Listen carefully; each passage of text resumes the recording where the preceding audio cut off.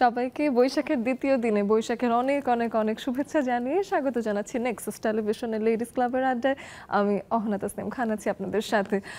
যত ফুল তত ভুল আজকের বিষয়, এবং অনেক অনেক ভুল আসলে আমাদের হয়েই থাকে। পৃথিবীতে যত ফুল আছে তার থেকে হয়তো ভুলের সংখ্যা আরও বেশি হতে পারে, কিন্তু গতকাল যখন বৈশাখের প্রথম দিন ছিল এবং সেই দিনটায় আমাদের দেশের সকল নারী, অলমোস্ট সকল নারী, প্রায় সব নারীরাই কিন্তু নানান রকম ফুলে সুসজ্জিত হয়ে বেরিয়েছেন। আমি আশা করছি কোনো ভুল হয়নি, ফুলে তারা সুন্দর হয়ে উঠেছেন।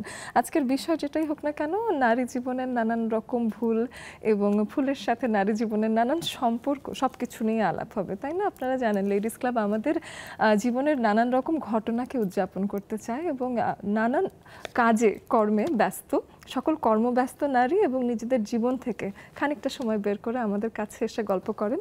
তেমনই দুজন ভীষণ সুন্দর মানুষ আমাদের সাথে যুক্ত হয়েছেন। চলুন আর কথা না বাড়িয়ে পরিচয় করিয়ে দিই তাদের সাথে। শুরুতে আমাদের সাথে আছেন আসফিয়া আহসান, তিনি রাঙার শতাধিকারী। অনেক অনেক স্বাগত জানাচ্ছি লেডিস ক্লাবে। কেমন লাগছে এসব? তোমাকে অনেক ধন্যবাদ অহনা আপু, সবাইকে নববর্ষের শুভেচ্ছা। ভীষণ ভালো লাগছে যে এরকম একটা টপিক নিয়ে, যত ফুল তত ভুল, এরকম একটা টপিক নিয়ে আমাদের দুজনকে আমন্ত্রণ জানিয়েছো, সেই জন্য অনেক অনেক ধন্যবাদ নেক্সাস টিভিকে। অনেক ধন্যবাদ আপনাকেও আসবার জন্য। এবং তার পাশেই আছেন অনেক অনেক কঠিন কাজ করেন নাজনীন আকবর হক। তিনি একজন শিক্ষক তো বটেই, সাথে তিনি একজন মানবাধিকার কর্মী, সাথে পশু অধিকারের সাথেও তার একটা সম্পর্ক আছে, অর্থাৎ অ্যানিম্যাল রেস্কিউ সিস্টেমের সাথেও যেরকম করে আছেন, অ্যানিম্যাল রাইটস নিয়েও কাজ করছেন। সো চমৎকার একটা কাজের সাথেও যুক্ত আছেন। অনেক স্বাগত জানাতে চাই নাজনীন আপু আপনাকে। কেমন লাগছে এসে? খুব ভালো লাগছে, খুব ভালো লাগছে, কারণ একেবারে ডিফারেন্ট একটা পোডিয়াম। এবং thank you to Nexus TV and Ahana তোমাকে এই লেডিস ক্লাবে আমাকে আমন্ত্রণ জানানোর জন্য। শুভ নববর্ষ যারা দেখছেন সবাইকে। আমার কাজ আসলেই কঠিন, ইউর রাইট, কারণ কেউ কিন্তু কাউকে কিছু ছেড়ে দিতে চায় না। রাইটস একজন আরেকজনের রাইটটা আদায় করে নিতে হয়, কিন্তু এমনভাবে নিতে হয় যেন অন্য কারো ক্ষতি না হয়। সুতরাং সেই দিকটা আমি দেখি, ওই দিকটা আমি খেয়াল করে যা করার করি।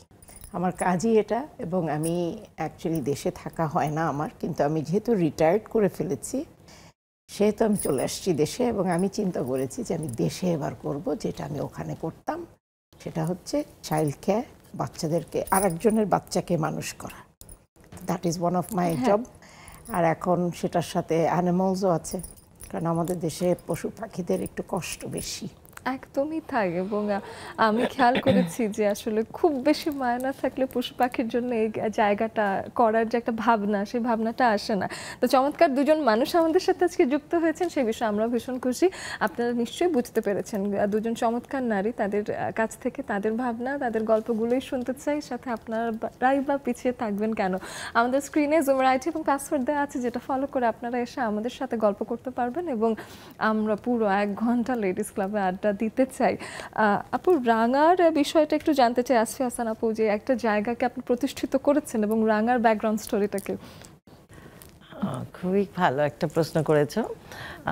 রাঙাটা হচ্ছে আমার, যদি ইয়েটা শুরুটা করি, রাঙার একদম ছোট্টবেলায় যখন আমি ওই খুলনায় ছিলাম, আমি তো আমাদের ওদিকটায় ছিল, আমার বাবা শিপইয়ার্ডে জব করতেন, সেই সূত্রে আমাকে খুলনায় থাকতে হয়েছে ছোট্টবেলাটায়। তো সেই সময় ছিল কি, আমাদের ওই সময় হচ্ছে জোয়ার ভাটা ছিল। হ্যাঁ, অনেক একটা সময় জোয়ার এসে পানি ভরে যেত, আবার ভাটা হয়ে গেলে শুকিয়ে যেত। তো ওই সময়টা বিলের ধারে, আমাদের ওই সাইডটা একটু বিল ছিল। তো বিলের ধারে দেখা যাচ্ছে যে আমাদের যে আশেপাশের বাচ্চারা সবাই ঝিনুক কুড়াতে যেত। তো ঝিনুক কুড়াতে গেলে আমিও ওদের সঙ্গে ঝিনুক কুড়াতে যেতাম। ওই ঝিনুক কুড়িয়ে এনে ঝিনুক দিয়ে ওরা মালা গাঁথতো, এবং অনেকগুলো বড় বড় ঝিনুকের মধ্যে মুক্তো পাওয়া যেত। সেইগুলো দিয়ে ওরা কিভাবে বানাতো, আমি তখন খুবই ছোট, তখন বুঝতাম না, কিন্তু ঝিনুকটা যে মালা গাঁথা যায় সেটা জানতাম। সেই থেকে কিন্তু আমার একটা ইয়ে ছিল যে আমি এই নিজের মালা বানানো, নিজের, তখন তো কান ফুটো ছিল না, মালা বানানো, চুড়ি বানানো, এগুলো ছিল। তো সেটা গয়নাগুলো নিজেই বানানো, এবং সেটা আমার সুপ্ত প্রতিভা আমার ভিতরেই ছিল, সেটা আর বিকশিত হওয়ার সময় আমি সুযোগ পাইনি। তারপরে অনেক বছর পরে যখন মানুষ রিটায়ার্ড করে, যেমন সংসার, ছেলে মেয়েদের লেখাপড়া সব কিছু শেষ করার পরে যখন অবসর একটা আসলো, যে বাচ্চাদের নিয়ে স্কুল, কোচিং যাওয়া হচ্ছে না, তখন ভাবলাম যে এখন বসে কিছু করা যায়। ঠিক তখনই আমি সেই জিনিসটাকে আবার তুলে নিয়ে আসলাম। তারপরে থেকে এই যে নিজের হাতে বানানো গহনা এগুলো অনলাইনে শুরু করি, অনলাইন থেকে তারপরে আস্তে আস্তে অফলাইনে, এখন তো বেশ বড় করে আমার শোরুমও আছে। তো এইভাবে করে করে আসলে আমার এই রাঙা শুরু, এবং এখন রাঙা অনেকখানি এগিয়ে গেছে। তাহলে বৈশাখেও তো বেশ গয়না টয়না বানিয়েছেন। আমি গুলশান সোসাইটির একটা মেলা হলো, এটা হচ্ছে হালখাতা, অলিগুলি হালখাতা, গুলশান 2 হচ্ছে ইয়েতে শাহাবুদ্দিন পার্কে। তো এত বেশি মানুষের সমাগম ছিল, মানে আমরা কিন্তু 3 বছর পর বোধহয় এবার পহেলা বৈশাখ উদযাপন করলাম, এবং আমি এর আগে কখনোই এরকম মানুষের ঢল দেখিনি কোনো মেলাতে। এবং এত ভালো লাগলো, যেমন সেল করতে কষ্ট হচ্ছিল, এত লোককে আমি ইয়ে করতে পারছিলাম, সময় দিতে পারছিলাম না, কিন্তু ভীষণ ভালো লাগছিল, আনন্দ লাগছিল ওইটা দেখে। এত মানুষ, নারী পুরুষ সমান, এরকম ভাবে। চমৎকার। এদিকে নাজনীন আপুর কাজটা কিন্তু আরেকটু গভীরের আলাপ করতে হবে। তার আগে বৈশাখের আমেজের কথা যেহেতু এসেছে, বৈশাখের আলাপ যেহেতু করছি, এবং মাত্র গতকাল বৈশাখের প্রথম দিন গেল, পুরো মাসটাই তো আছে বৈশাখের উদযাপনের জন্য। যেমন আমরাও 3 জন আজকে বৈশাখের সাজে সেজে এসেছি। তো সেইখান থেকে আমি চাই যে আমাদের যারা দর্শক বন্ধুরা আছেন তারা জানুক যে দুজন সিরিয়াস কাজ করেন এমন দুজন মানুষ, তারা যে গানের ব্যাপারেও শৌখিন, তারা যে গানও ভীষণ সুন্দর করে আমাদের গাইতে পারেন, সেটা আসলে জেনে নেওয়াই উচিত। একটা বৈশাখের গান হয়ে যাক। আল্লাহ, আমাদের তো আসলে সেই প্রিপারেশন নাই, আমরা একটু ছোট্টবেলায় গান গেয়েছি, সেটার কিন্তু আমরা আর ইয়ে করিনি। হ্যাঁ, যেমন না আমরা যেমন গয়নাটাকে আবার ফিরিয়ে এনেছি, গানটাকে এখনো সেভাবে করতে পারি। হ্যাঁ, ফিরিয়ে আনা যায় কিনা একটা চেষ্টা করি। বৈশাখের যেহেতু, তাহলে আমরা বৈশাখের একটা গানের দুলান করি। হ্যাঁ, আচ্ছা, তাহলে হচ্ছে আমি শুরু করি।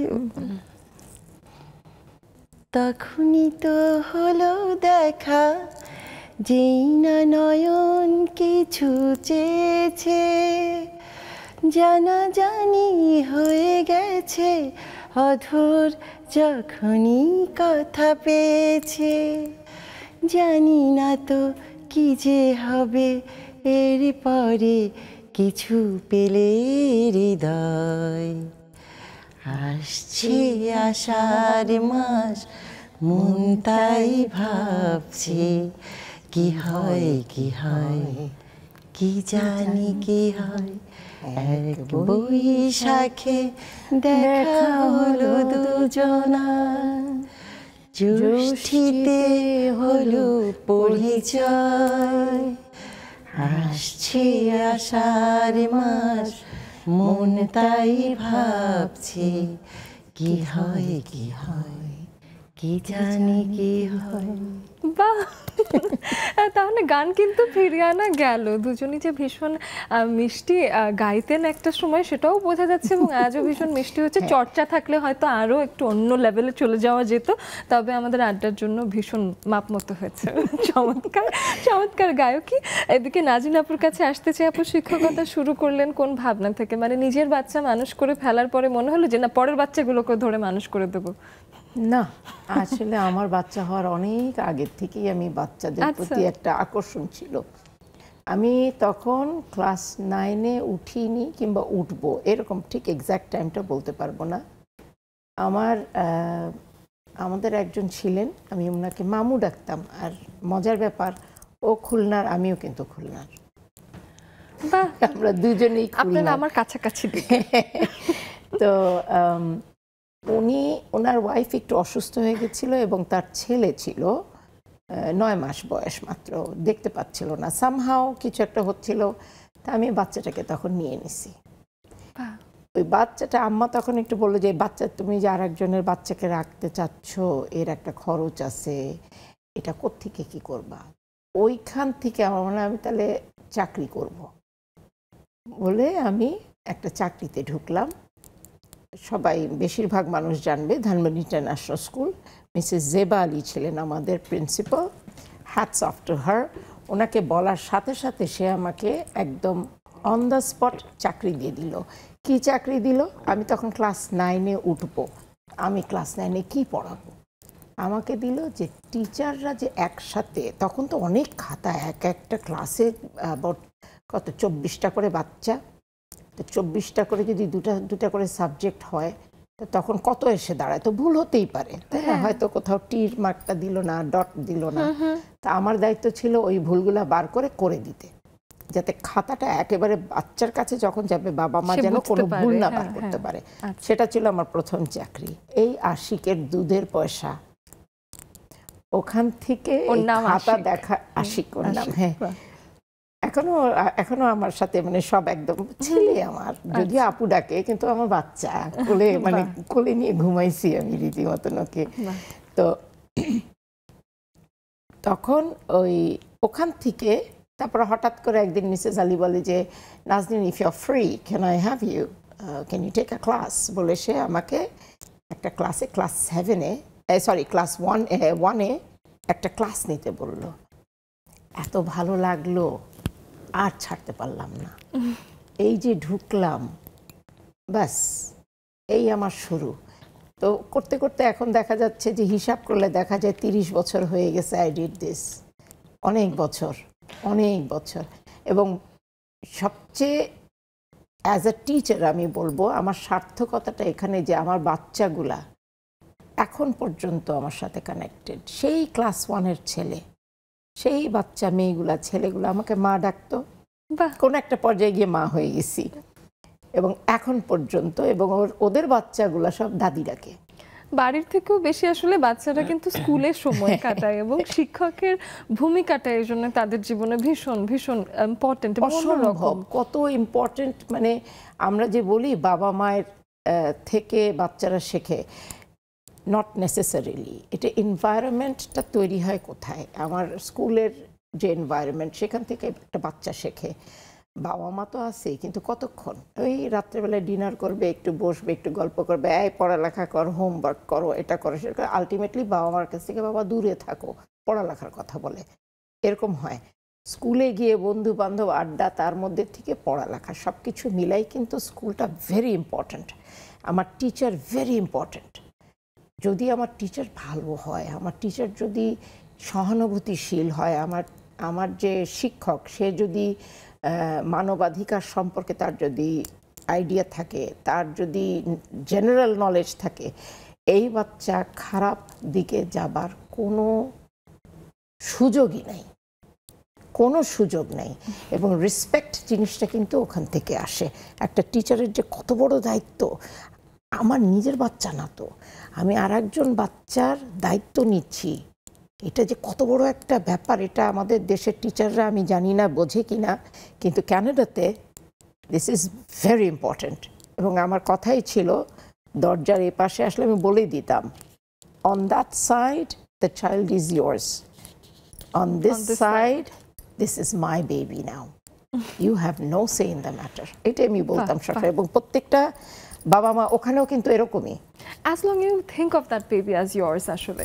আর আমি দেখি দেশ ভিত্তিতেও না, অনেক সময় না মানুষ ভেদে এটা হয় যে কিছু মানুষ আসলে সহানুভূতিশীল মানুষ হিসেবে নিজেকে তৈরি করতে পারেন বা নিজেকে ট্রেন করেন, নিজেকে এডুকেট করেন। কিছু মানুষের ভেতর কেন যেন মানবিকতা থাকেও না, সেটা হয়তো আসেও না কিছু ক্ষেত্রে, কিন্তু বেশিরভাগ মানুষের মধ্যেই নিজেকে ট্রেন করার পরে, মানবাধিকার নিয়ে একটা সচেতনতা আসার পরে মানুষ আসলে অন্যরকম একটা বেটার মানুষ হয়ে ওঠে।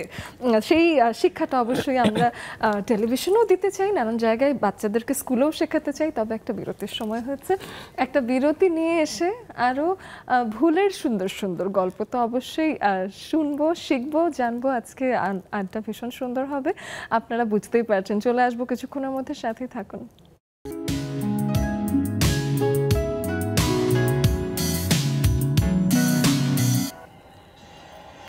ছোট্ট একটা বিরতির পর সবাইকে আরও একবার স্বাগত জানিয়ে নিচ্ছি নেক্সাস টেলিভিশনের লেডিস ক্লাবের আড্ডায়। এবং পুরো একটা সময় জুড়ে আমরা কিন্তু আজকে আড্ডা দিতে চাই, তাই না? তো ইতিমধ্যে অনেক সময় পেরিয়ে গেছে, আমরা একটা লম্বা গল্প করেওছি কিছুক্ষণ ধরে। এবং আপনারা কিন্তু এখন এই মুহূর্তে স্ক্রিনে দেখানো জুমের আইডি এবং পাসওয়ার্ড ফলো করে চলে আসতে পারবেন খুব দ্রুত গতিতে আমাদের সাথে। আমাদের এই আয়োজন আপনি একই সাথে দেখছেন আপনার টেলিভিশনে, নেক্সাস লাইফস্টাইল আমাদের ফেসবুক পেজে, এবং সাথে নেক্সাস টেলিভিশন আমাদের ইউটিউব চ্যানেলে। সব জায়গায় এই আয়োজন লাইভ সম্প্রচারিত হচ্ছে, এবং প্রত্যেকটা জায়গাতে ক্যাপশনে অথবা আমাদের স্ক্রিনে সব জায়গায় আপনি আমাদের এখানে যুক্ত হবার নানান রকম পন্থাগুলো পেয়ে যাচ্ছেন। তবে শুধু নারী বন্ধুরা আমাদের সাথে যুক্ত হবেন এমনটাই আমরা আশা করছি, এবং পুরুষ বন্ধুরা দেখে দেখে শুনে বুঝে আমাদের সাথে থাকবেন এবং আমাদের ফেসবুক ইউটিউবের মন্তব্য বাক্সে আপনাদের মতামত রাখতেই পারেন। সেক্ষেত্রে ভুল থেকে ভালো কিছু হয়েছে কিনা এমন কিছু গল্প তো শুনতেই পারি। এদিকে যদি আসফি আপুকে জিজ্ঞেস করি যে আপু জীবনে হওয়া কোনো একটা ভুল এবং ভুল থেকে খুব ভালো কিছু হয়ে গেছে, তারপর এমন কোনো ঘটনা মনে পড়ে? তা তো হয়েছে, অসংখ্য ভুল করেছি, অসংখ্য ভুল থেকে ওই যে একটা কথা আছে যে শিখলে কোথায় ঠেকলে যেথায়, তো এরকমই ভুল করে তো সেখান থেকে শিখে এসেছি। অনেক বন্ধুকে অনেক বিশ্বাস করেছি, হয়তো অনেক মনের কথা, অনেক কাজের কথা শেয়ার করেছি, দেখা গেল যে ওকেই ভাবেছি যে ওই আমার পরম বন্ধু, হ্যাঁ এরকম হয়েছে। তারপরে দেখা গেল যে এক সময় এমন একটা কিছু হয়ে গেল, মনে হলো যে সে আসলে আমার বন্ধু ছিল না, হ্যাঁ এরকম ভুল হয়েছে। তারপরে হয়তো আস্তে আস্তে শিখছি যে না, বন্ধু নির্বাচনটাও একটা বুঝে শুনে করতে হবে এবং সেখান থেকে শিক্ষা যেটা পেলেন সেটাই ভালো হলো। সেটাই ভালো হলো, এটাই আর কি। এরকম তো অনেক কিছু হয়েছে জীবনে, শুধু যে বন্ধু নির্বাচনের ক্ষেত্রে তা না, অনেক পারিবারিক বলো, যে কোনো প্রাতিষ্ঠানিক বলো, যে কোনো জায়গায় যে কোনো কাজ করতে গেলে প্রথমে যদি না বুঝে কিছু করি, অনেক জায়গায় অনেক কিছু ভুল হয়ে যায়। কাজের ক্ষেত্রেই অনেক ভুল হয়েছে, সেগুলোকে যেখানে ভুল হয়েছে সেখান থেকে শিখে এসে নতুন করে শুরু করেছি, এরকম হয়েছে অনেক। বাহ, বেশ চমৎকার। এদিকে নাজনী আপু যেহেতু মানবাধিকার কর্মী হিসেবে কাজ করেন, অনেক মানুষের নিজের অধিকার প্রতিষ্ঠা করার জন্য হলো বা অধিকার সে পাচ্ছে কিনা কিংবা সেটা ক্ষুণ্ণ হচ্ছে, সেরকম নানান রকম সমস্যা নিয়ে আসে। তো সেই ক্ষেত্রে কিছু নারী হয়তো আসেন না বা কিছু নারীর গল্প আপনি শুনে থাকেন, তাদের জীবনে হওয়া সব থেকে বড় ভুল কোনটা আমাদের দেশে এখনো চলে, কোন একটা ফেনোমেনন যেটা এখনো চলে এবং এই ভুলেই নারীরা দিনের পর দিন আসলে থেকে যাচ্ছেন, এমন কোনো কথা বা গল্প মনে পড়ে কিনা? এমন একটা প্রশ্ন করলে এখন তো সব পুরুষরা আমাকে দেখতেই পারবে না। আসলে নারীদের কিংবা পুরুষদের ভুল এটা আমি বলবো না, কারণ ও যেটা বলল সেটাই ঠিক। ভুল বলে কিন্তু কিছু নাই, ঠিক আছে? ভুল বলে কিছু নাই। আমি যেটা বিশ্বাস করি, প্রত্যেকটা জিনিস একটা এক্সপিরিয়েন্স, সেটা পজিটিভ হতে পারে, নেগেটিভ হতে পারে, আমার জন্য ভালো হতে পারে, আমার জন্য খারাপ হতে পারে, এবং আমার ভালোটা আরেকজনের জন্য খারাপ হতে পারে, ঠিক আছে? এটা যদি আমার অনিচ্ছাকৃতভাবে হয় হতেই পারে, আবার কেউ কেউ আছে ইচ্ছাকৃতভাবে, ওই যে কিছু বন্ধু ওইরকম ইচ্ছাকৃতভাবেও ভুল এমন করবে যে ক্ষতিটা আমার হয়ে যাবে। আমি যেটা মনে করি যে মেয়ে বা পুরুষ যেটাই বলো, মহিলা বা পুরুষ যেটাই বলো না কেন, একটা সম্পর্কের মধ্যে যদি থাকে, যেটাকে আমরা রিলেশনশিপ বলি, সেটা যাই হোক, বিবাহিত হতে পারে কিংবা গার্লফ্রেন্ড বয়ফ্রেন্ড হতে পারে অথবা ব্রাদার অ্যান্ড সিস্টার হতে পারে, ঠিক আছে, মা বাবার সাথেও, এই ভুলগুলো অ্যাকচুয়ালি ভুল না, এগুলো প্রত্যেকটা স্টেপ বাই স্টেপ দেখবা, মানে আমরা যদি ব্যাক ট্র্যাক করি তখন আমরা বলি আহারে ওইটা যদি ওইভাবে না করে এভাবে করতাম, তাহলে হয়তো এটা হতো না। ওরকম একটা ব্যাপার, হ্যাঁ, এটা এক্সপিরিয়েন্সের থেকে আসে। কিন্তু সবচেয়ে বেস্ট হয় কমিউনিকেশন, কমিউনিকেশন। এবং আমাদের একটা বাজে অভ্যাস আছে, তোমার আমার কিছু একটা ভালো লাগলো না, আমি তোমাকে না বলে ওকে ফিস ফিস করে, জানিস ওটা না এরকম মজা হয়েছে, which is so wrong। আমার যদি তোমাকে কোনো কিছু, তোমার একটা জিনিস আমার খারাপ লাগে, আমার সাথে তোমার যদি সেরকম সম্পর্ক থাকে তাহলে আমি তোমাকেই বলবো, আর যদি সম্পর্ক না থাকে আমার কি আসলে গেলো তোমার সেটা খারাপ হোক কি ভালো, আমি কেন বলবো ওটা নিয়ে কথা। এই জিনিসটা কিন্তু বাঙালিদের মধ্যে উফ মাশাআল্লাহ, আমরা এটাতে একদম নাম্বার 1 ক্লাসিক।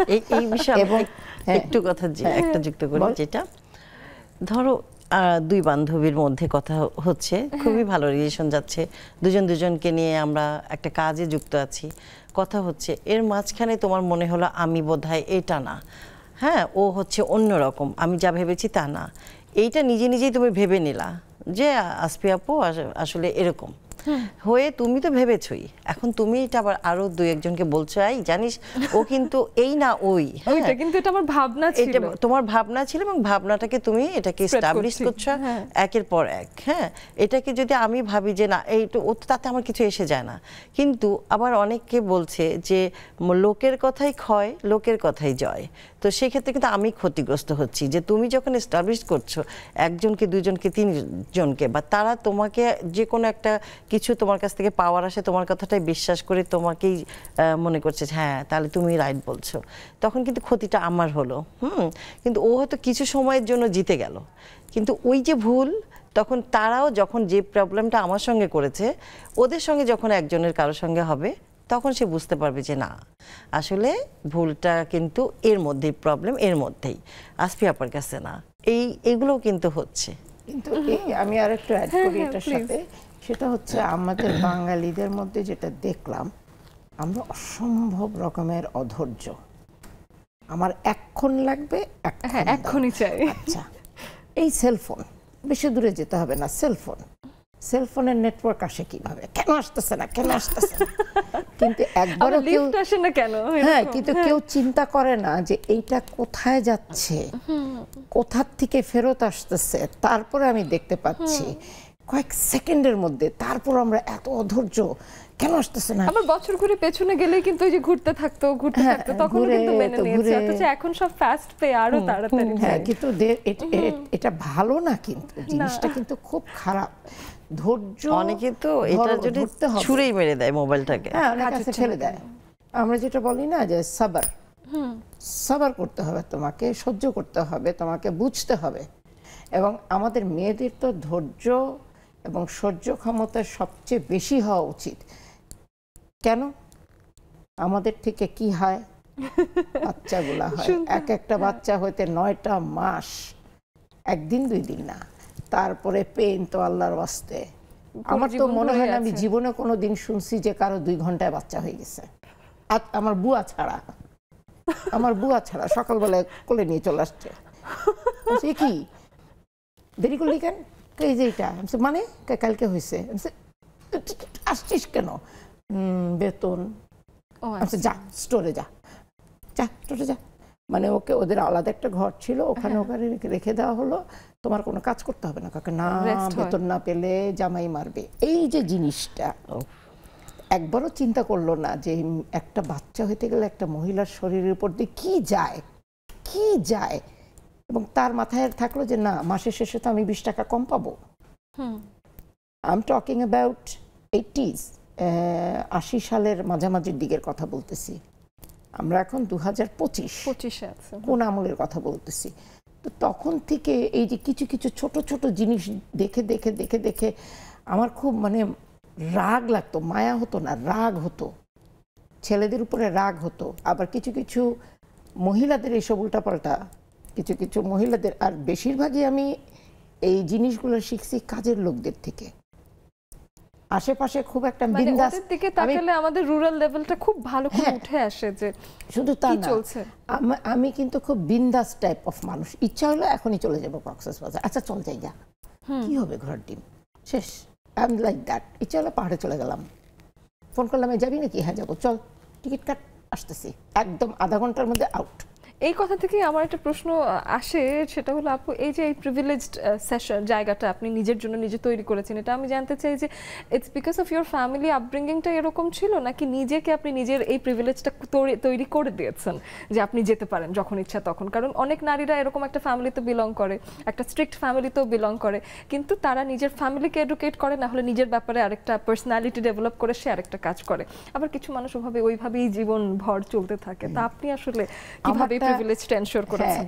আমারটা আমি বলবো যে আমার বেসটা তৈরি ছিল আমার আব্বা, এবং মোর দ্যান মাই ফাদার আমার নানা ইঞ্জিনিয়ার হাফিজুল আলম। উনি, আমার নানাকে আমি রীতিমতন গুরু মানি কি, মানে হি ওয়াজ নট অনলি মাই নানা, আমার বেস্ট ফ্রেন্ড, আমার কনফিডেন্ট, আমার কোনো মানে আমার নানা বোধহয় এমন কিছু ছিল না আমার জীবনে যেটা সে জানতো না। কোথায় যাব, কি করব, না আজকে রাত্রেবেলায় পার্টি আছে, আম্মা তো ঠ্যাং ভেঙে দিবে, আব্বা ইশারা বলতেছে যা তুই যা, কিন্তু মুখে বলতে ভয় পাচ্ছে। আবার ওদিকে নানা বললে আম্মাকে ফোন, এই আমি আসতেছি, নিন্নি আজকে আমার সাথে যাবে।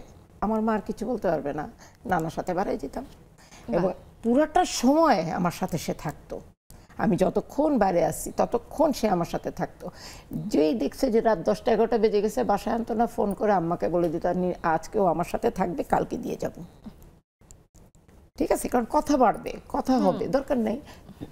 বেসটা অ্যাকচুয়ালি ফ্রিডম যেটা, এটা বেসটা আমার নানা তৈরি করছে। এবং আমার নানা আমাকে সবসময় একটা কথা সবসময় বলতো, the shortest distance between two dots is a straight line.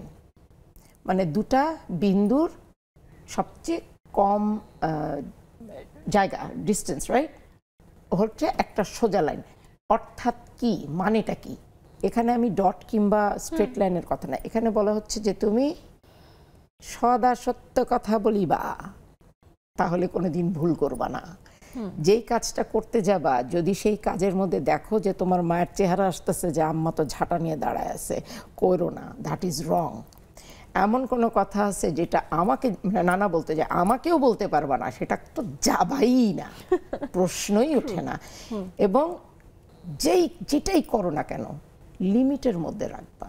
এমন কিছু করবা না যেটা ওভার দ্য টপ চলে যায়, যেটা তুমি কাউকে জানাইতে পারবা না, কাউকে বলতে পারবা না, কিংবা এমন একটা পর্যায়ে চলে গেলা যেখান থেকে তুমি ফেরত আসতে পারবা না। সুতরাং যা ইচ্ছা তাই করো, আমার বুক একদম open, but know your limits. But I have to know my limits. আমার লিমিটের বাইরে গেলে কিন্তু আমি তখন ফেরত আসাটা অনেক কষ্টকর একটা। এবং আমি আমার বাচ্চাদেরকে, I know all my babies are watching, আমি ওদেরকে সবসময় একটা জিনিস শিখাইছি যে be open, be frank, do whatever makes you happy. কারণ হ্যাপিনেসের উপর আর কিছু নাই। যে জিনিসটা তোমার মুখে হাসি এনে দিবে সেটাই তুমি করো, কিন্তু তোমার বাবা মা ফার্স্ট, বাবা মা টিচার, তারপরে ভাই বোনদেরকে আমি ধরবো না, বাবা মা টিচার, এই তিনজনের মুখে যেন হাসিটা থাকে, সেরকম কাজ কর। বাহ, চমৎকার। এই জায়গায় এখানে আমাকে একটু ধরে নিতে হচ্ছে, কারণ একটা বেরসিক বিরতি আমাদের জন্য অপেক্ষা করছে। নিয়ে নিচ্ছি সেই বিরতিটাই, ফিরে আসছে কিছুক্ষণের মধ্যেই।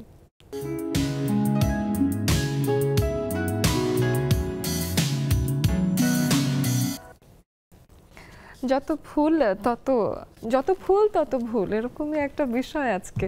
আমি উল্টোও ফেলছি, কারণ যত ফুল ততগুলো ভুলও হতে পারে কিন্তু, তাই না? তো ফুল আর ভুল কটা সেটা নিয়ে আসলে মাথা বেশি ঘামাতে চাই না। জীবনের গল্পগুলোই বারবার মনে করতে চাই। জীবনের যত রকম ফুল, মানে সুন্দর সুন্দর সময় ছিল, সেগুলোকে মনে করতে চাই। ভুলগুলোকে ভেবে ভেবে শিক্ষার কথাটাও মনে করতে চাই। আপনারাও আর ভুল করবেন না একেবারেই। স্ক্রিনে দেওয়া আছে জুমের আইডি এবং পাসওয়ার্ড, সেটা ফলো করে চলে আসবেন আমাদের সাথে। আর কিন্তু সময় বেশি নেই, শেষে এসে সেই ভুলটা আর করবেন না, কোনোভাবেই ভুল দিতে পারবো না শেষে আসলে। তো সেই ক্ষেত্রে একটু জলদি জলদি চলে আসবেন সবাই। নাজনীন আপুর এই যে নিজের বাচ্চাদেরকেও শেখানোর যে বিষয়টা, সেটা কিছু শুনলাম, এবং ভুল থেকে কিছু শেখা, এবং ছোটবেলার সেই আপব্রিঙ্গিং এর ব্যাপারটা, নিজের সন্তানকে শেখানোর বিষয়টা, সেই বিষয়টা যদি আসফি আপুর কাছে আসি, আপনি কিভাবে ডিল করেন? আমি যেটা ডিল করি, একদম আমার ছেলে মেয়েদেরকে বলে দেওয়া আছে যে বাচ্চারা ভুল করতেই পারে, হ্যাঁ ভুল করো। তোমার যদি কোনো দুষ্টমি করতে ইচ্ছা করে, যেখানে যাই করো। ওর বাবা ভীষণ স্ট্রিক্ট, সেই ক্ষেত্রে আমি আবার, যেমন ওর মা স্ট্রিক্ট ছিল, আবার আমার ছেলেমেয়ের ক্ষেত্রে আমি আমার হাজব্যান্ড স্ট্রিক্ট, মানে ওদের বাবা। কিন্তু আমি সেক্ষেত্রে কিন্তু ফ্রেন্ডলি।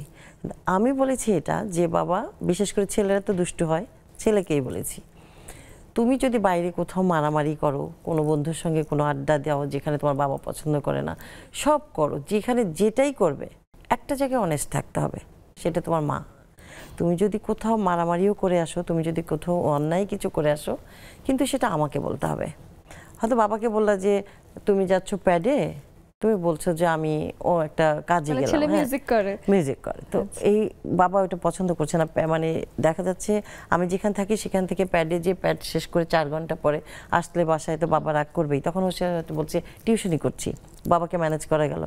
কিন্তু মা কিন্তু জানবে যে তুমি আসলে কোথায় আছো, আমি যেন বুঝতে পারি, সেই দিকটা খেয়াল রাখতে হবে। সেটা ছেলে মেয়ে সবাই ক্ষেত্রে, যে যেখানে যাচ্ছ, যে কাজের কথা বলেই যাও না কেন, একটা জায়গায় অনেস্ট থাকতে হবে। বাচ্চাদের এই স্পেসটাও তো দরকার। দেখা গেল যে যদি মাকেও ভয় পেয়ে এই জায়গাটা না বলে, ছেলে হয়তো গুলশানে বলেছে, সে হয়তো ধানমন্ডি আছে, এদিকে মাও যদি না জানে যে ছেলে কোথায় আছে। এখন দেখা গেল যে ও হয়তো ধানমন্ডিতে আছে, এখন ও বলছে যে আমি বনানীতে আছি, তো বনানী থেকে বসুন্ধরা আসতে বেশি সময় লাগবে না, কিন্তু ধানমন্ডি থেকে আসতে অনেক সময় লাগবে। ওর প্যাডটা ছিল ধানমন্ডিতে, তখন দেখা যাচ্ছে ওর আব্বু বলছে যে এখনো আসছে না কেন, এখনো আসছে না। ওকে আমি বলছি যে তুমি এখনো আসছে না কেন, জ্যামের মধ্যে পড়ে আছে।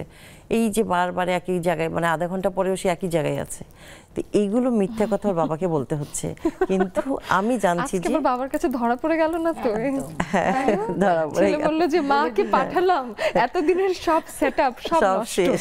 এখন তো ছেলে বড় হয়ে গেছে, এখন আর এগুলো তো ছোটবেলায় তার বাবাও করেছে এরকম, তার বাবাও এরকম কাজ করেছে যেগুলো তার মাকে ট্যাকল দিতে হতো।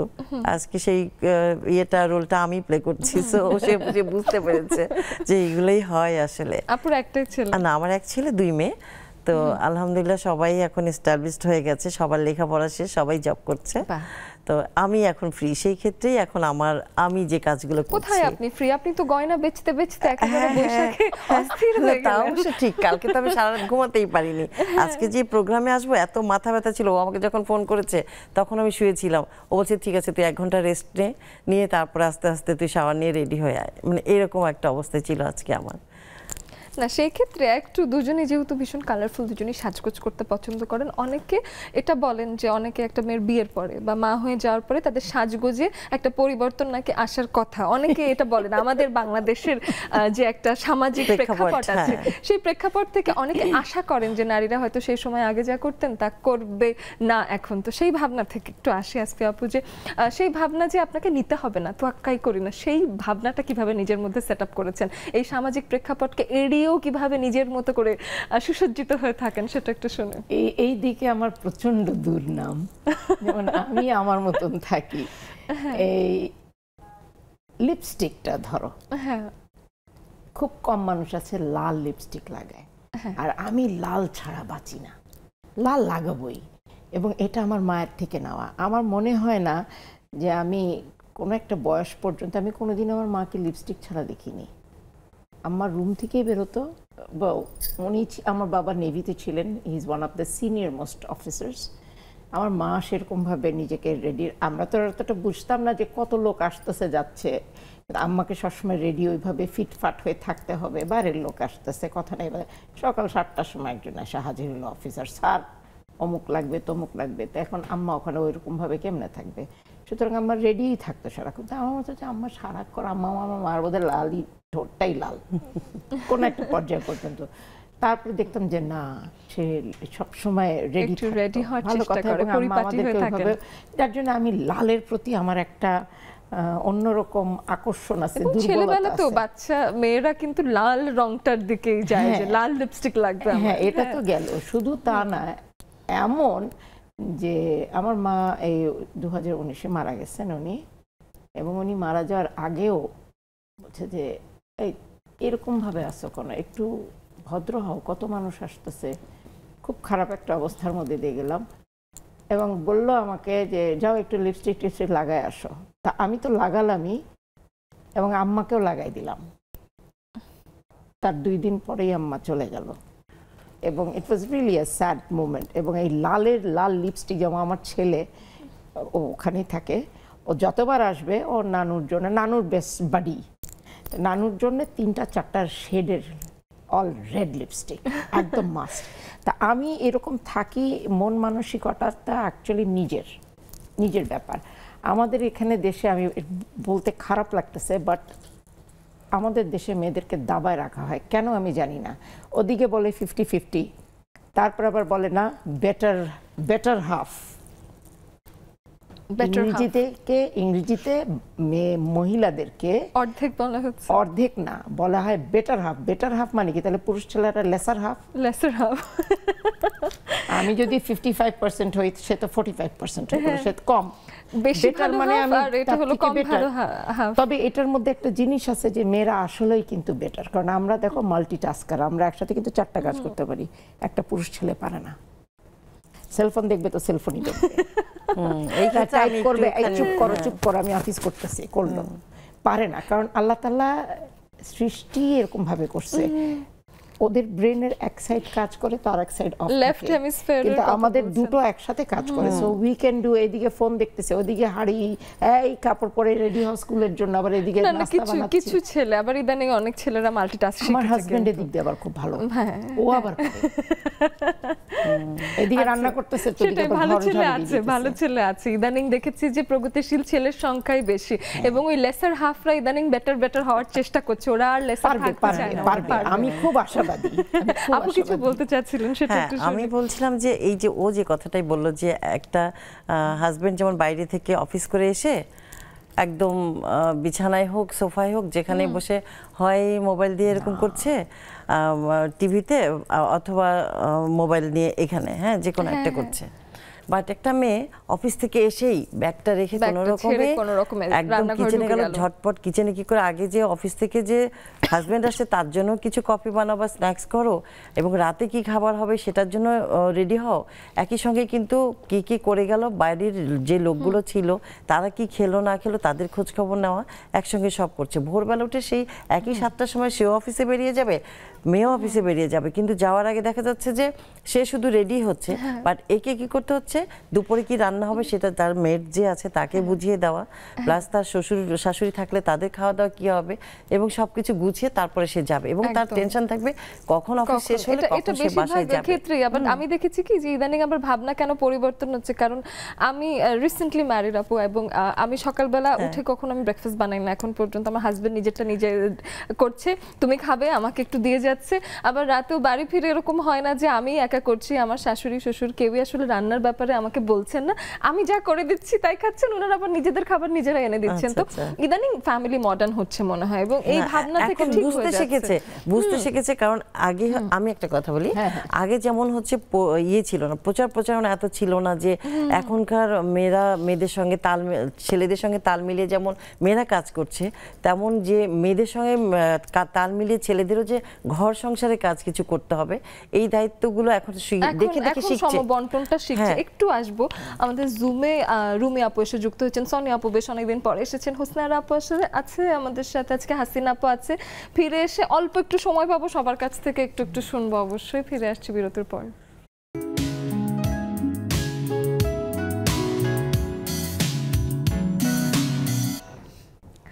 বিরতির এপারে যখন এসে পড়লাম তখন কিন্তু আসলে শেষ মুহূর্তে আছি সবার কাছেই ছোট করে কিছু শুনবার চেষ্টা করবো একটা কথা রেখে গিয়েছিলাম আসি আপুর কাছে ওই যে প্র্যাকটিসটার কথা বলছিলাম ঘরের এনভায়রনমেন্টের কথা বলছিলাম যেমন এখন আগের থেকে অনেক কিছু ছেলেরা যেমন আমরা যেমন মেয়েদের বললাম যে ছেলেদের কাঁধ মিলিয়ে কাজ করছি তেমন ছেলেরাও এখন কিন্তু অনেকই পরিবর্তন হয়ে গেছে যারা ঘরের কাজেও খুব পারদর্শিতা দেখাচ্ছে যেমন আমার মেয়ে হ্যাঁ সেটাই যেমন এখন দেখছি আমার হাজবেন্ডও আমি যেমন মেলায় থাকলে অনেকখানি দেরি হয়ে যায় ও তখন দেখা যাচ্ছে যে বাসন কুসন ধুয়ে রাখছে হ্যাঁ এগুলো কাজ করছে আমার মেয়ের হাজবেন্ড তাকেও দেখছি যে মেয়ের জামাই আমার তাকেও দেখছি যে সবে বরাতের সময় ওকে অনেক হেল্প করছে মানে যে কোনো ওকেশনালি যে কোনো রান্না বান্নায় দেখা যাচ্ছে যে ও একটা কাজ করছে তো ও একটা করে ও বেরেস্তা করছে তো ও চাল ধুয়ে দিচ্ছে এই কাজগুলো হেল্প করছে এটাই বা কম কি এটা অবশ্য করে অনেক বিরাট ব্যাপার তবে আমি না এই জিনিসটাকে মানে from another point of view আমি একটু প্রফেশনালের দিকে যদি যাই ওইভাবে যদি দেখি যে বাইরের চোখ থেকে কিরকম লাগে জিনিসটা এটা কিন্তু দোষ বলবো না এটা পুরো জিনিসটা আমাদের এনভায়রনমেন্ট আমাদের নিজেদের তৈরি করা কোথায় লেখা আছে মেয়েরা হাড়ি ঠেলবে কোথাও লেখা নেই কোথায় লেখা আছে ছেলেরা অফিস থেকে এসে পা উঠায় দিয়ে আরাম করে বসে থাকবে টেলিভিশন অন করবে আর মেয়েরা চা বানাই দিবে নো কোথাও লেখা নেই এটা আমরা নিজেরা তৈরি করে নিছি এবং এটা আমরা কোত্থেকে তৈরি করছি যেমন আমি আমার বাবাকে কোনোদিন এক গ্লাস পানি ঢেলে খেতে দেখিনি তাই না তাই তো আমার নানাদেরকে কোনোদিন হ্যাঁ কিন্তু আমার নানা কিন্তু খুব মজা করে বারবিকিউ করতো সেই আমলে রিবস বারবিকিউ করবে চাপ খাবে তো নানা পারতো কেন পারতো বিকজ সে ছিল ইঞ্জিনিয়ার এবং সে একা তাকে এই খাগড়াছড়ি এই অমুক জায়গায় এই অমুক একা যেতে হতো আমার নানু বাচ্চাদেরকে নিয়ে থাকতো সুতরাং তারটা শিখে নিতে হয়েছে তাকে করে নিতে হয়েছে এখন আমরা যদি একজন সারাক্ষণ বসেই থাকি যে জামাই আসবে তাকে অমুক করে দিতে হবে এটা তো তার দোষ না তাই না? এটা আমি Societal ছেলেদের দোষ practice. দিব না, কারণ এনভায়রনমেন্ট আমরা বাবা মা ভাই বোন সবাই আমরা দেখলাম এরকম, যার জন্য এরকম হচ্ছে, এখন কিছু করার নাই। সেটাই। This is the way, but it is good, কারণ আসলেই থিংস আর চেঞ্জিং, এটাই দ্যাটস দ্য এখন অনেক পজিটিভ চেঞ্জ সাইড। আসছে, এখন অনেক অনেক চেঞ্জ ধন্যবাদ। আসছে। একটু জুমে চলে আসতে হবে কারণ একেবারে শেষ মুহূর্তে চলে এসেছি রুমি আপুর কাছে। সবার আগে আসি রুমি আপু, ছোট্ট করে যত ফুল তত ভুল, আজকের পুরো আড্ডাই শুনেছেন। আপুর জায়গা থেকে যদি দু লাইন কিছু শুনি, সবার কাছ থেকে নিজস্ব জায়গা থেকে দু লাইন করে শুনবো। রুমি আপু বলো আপু। আর রুমি আপু, আজকের বিষয়টা তো আপনি শুনেইছেন, নিজের জায়গা থেকে যদি কিছু বলেন। আজকে আর প্রশ্ন করছি না, যেহেতু সময় কম, যার যার জায়গা থেকে দু লাইন করে বলবেন। না, আমার তো মনে হচ্ছে দুই আপু অলরেডি বলেই দিয়েছে, যত ভুল যত ভুল যত ভুল তত তত ফুল। ফুল। হ্যাঁ হ্যাঁ, হ্যাঁ, ওই যে আপু বললেন না যে আমি বাসা থেকেই আমার বাবাকে দেখিনি এক গ্লাস পানি ঢেলে খেতে, তো বিষয়টা আমার ক্ষেত্রেও তাই, যে আমরা ভুলগুলো আমরা মনে হয় পরিবার থেকেই আসলে শিখতে পারি এই জায়গাগুলিতে। জি আপু অনেক ধন্যবাদ। মানে আমরা যদি একটু শিখে ফেলেছি, হাসিনা তাই না আপুর কাছে বলো? আসি। হাসিনা আপু, আপনার কাছে একটু আসি। হাসিনা আপু। আসসালামু আলাইকুম আপু, শুভ সন্ধ্যা সবাইকে। শুভ অনেক সন্ধ্যা। ধন্যবাদ। এই যে নাজনীন আপুর ওই কথাটা আমার খুব ভালো লাগছে, যে একদম আমাদের নিজেদের তৈরি করা আপু এই বিষয়গুলা। এটা আসলে কোনো হাদিস কালাম যে এরকম তুমি সঠিকভাবে জানতে চাও, বসতে চাও, তখন দেখবা যে ওরা ওইটা সঠিক উত্তর দিবে না, এড়িয়ে যায়। যেমন এখনো গ্রামে হচ্ছে মেয়েরা যে স্বামী মারা গেলে জানো সবার আগে কি করে, ওই যে গুটি সুতা আছে না, সুতা দিয়ে গিটটা দিয়ে তাড়াতাড়ি নাক ফুল খুলে টাই না ঘইসা মারামারি অবস্থা, বুঝছো? কিন্তু এটা কোনো কোথাও লেখা নাই। যেমন আমার সামনে একদিন হয়েছে পরে এরকম খুলতে দেয়নি, আমি বলছি একটা মানুষ মরে গেছে, এটা তো কত বড় শোক, ওইখানে তার যে কানের দুল খোলা, নাক ফুল খোলা, হাতের চুড়ি খোলা, এটা কোথায় আছে? ওরা তো একটু খেপেই গেছে। তারপর আমি বলছি যে না, এটা ঠিক না। এখন এগুলো মানে কোথাও আশেপাশের আসলে মানুষ এডুকেট নাই। হলে, যেমন আপনি একদিন থামিয়েছেন, এটা দেখে হয়তো আরো 10টা মানুষ এডুকেট হয়েছে। অনেক ধন্যবাদ হাসিনা আপু। সোনিয়া আপুর কাছে আসতে চাই। সোনিয়া আপু, আপনি কিছু বলবেন? ছোট্ট সময়। অনেকদিন শুভ পর আসলাম। অনেকদিন। হাসিনা আপুর সাথে আমার একমত। আমি ওই বললো না হাসিনা আপু যে নাক ফুল খোলার কথা, আমার বাবা যখন মারা গিয়েছিল তখন আমি আমার আম্মুকেও নাক ফুল মানে হাতের চুড়ি, কানের দুল, গোল্ড যেগুলি থাকে সেগুলি খুলতে দেনে এবং সাদা কাপড়ও পরতে দেনে। এবং আমাদের গ্রামের নিয়ম আছে যে 7 দিন পরে যখন অনুষ্ঠান করা হয় তখন সবাই সাদা শাড়ি গিফট করে বিধবা নারীকে। তখন আমিও সেটা পরিবারের বড় মেয়ে হিসাবে সবাইকে নিষেধ করছিলাম যে এই ধরনের কালচার যেন আমার বাসায় না হয়। ঠিক ওরকমই হয়েছিল এবং ওরকম কেউই করে নাই। সাদা শাড়ি আমার ভেরি এডুকেটেড অ্যাপ্রোচ সোনিয়া আপু ফ্রম ইওর সাইড, খুব ধন্যবাদ। রেবেকা আপুর কাছে আসতে চাই। হোসনা আপু ইতোমধ্যেই আনমিউট করে ফেলেন। জি রেবেকা আপু, অহনা, শুভ সন্ধ্যা। শুভ সন্ধ্যা আপু। আজকের বিষয়টা আমি ছোট করে বলি, সেটা হচ্ছে আমাদের সমাজে যে ভুল নিয়মগুলো বানানো হয়েছে সেই নিয়মগুলোকে ভেঙে সামনের দিকে এগিয়ে যাওয়াটাই হচ্ছে বুদ্ধিমানের কাজ। আর এই ভুলগুলোকে সংশোধন করে পজিটিভ চিন্তায় সবাই আগানো উচিত, এবং ভুলকে মানে যে ভুল করবে তাকে শুধরে নিয়ে সামনের দিকে আগানো এবং তাকে শেখানো, তাকে ভুলটা বোঝানো, এবং নিজে যে ভুল করি না তা না, আমি অজস্র ভুল করি, এখনো করে যাচ্ছি, প্রতি মুহূর্তে প্রতিনিয়তই করি, কিন্তু ভুলকে ভুল না ভেবে ভুলকে সঠিকভাবে বিচার করে একেবারেই সামনের তাই দিকে আপু, এগিয়ে যেতে। অনেক অনেক ধন্যবাদ। হোসনা আপুর কাছে আসতে চাই। আপু ছোট করে দু লাইন শুনি আজকের বিষয়। হোসনা আপু। হ্যাঁ বলেন আপু, কি বিষয়? শুভ নববর্ষ সবাইকে, শুভ নববর্ষের নববর্ষ শুভেচ্ছা। আপু। আজকের বিষয় হলো যত ফুল তত ভুল। তেমন কঠিন কিছু না। আর আশা করি আড্ডা আপনার ভালো লাগছে। আড্ডা দেখছেন তো, ভালো লাগছে আজকের আড্ডা? ইনশাআল্লাহ অবশ্যই ভালো লাগছে আপু, ভালো লাগবে না কেন? আমি তো আজকে ছোট একটা রাখছিলাম, কিন্তু আজকে সময় তো নাই যেহেতু আপু। একটু সময় কম, আমি আগামী দিন এসে অবশ্যই শুনবো আপু। আমি আপনার কাছে আসবো। ইভ ফারহানা নার্গিস আপু, ইভ ফারহানা নার্গিস আপু ছোট্ট করে। আসসালামু আলাইকুম ওয়া রাহমাতুল্লাহি ওয়া বারাকাতুহু। যত ফুল তত ভুল। আসলে যেখানে ভালোবাসি আছে সেখানে তো খুনসুটি, মারামারি, ঝগড়াঝাটি তো লেগেই থাকবে।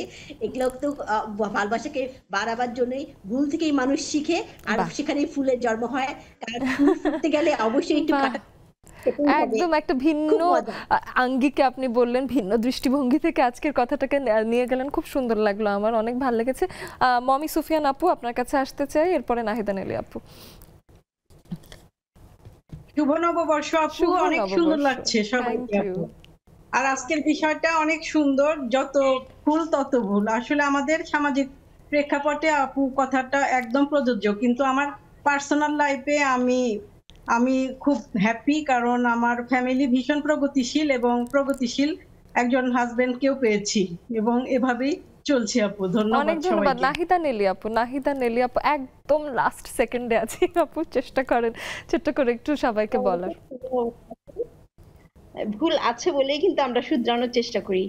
ভুল থাকবে, আমরা শুধরাবো, ফুলও থাকবে, ভুলও থাকবে, আমরা অনেক ধন্যবাদ। আমাদের জুমের মানুষরাও কিন্তু ভীষণ জ্ঞানী এবং প্রত্যেকের কাছ থেকে আমি ভিন্ন আঙ্গিকে কিছু না কিছু শুনতে পাই। তেমনি দুজন স্টুডিওর বন্ধু দুজনকেই ধন্যবাদ জানিয়ে বিদায় নিতে হচ্ছে। দর্শক বন্ধুদেরকেও জানাচ্ছি অসংখ্য ধন্যবাদ। বারবার ভুল করলেও মনে করবেন না এটাই শেষ। ভুল থেকে নানান ফুল হয়ে আপনার জীবনের প্রত্যেকটা দিন খুব সুন্দর হয়ে উঠুক সেই প্রত্যাশায় আজকের মতো এখানেই বিদায় নিচ্ছি।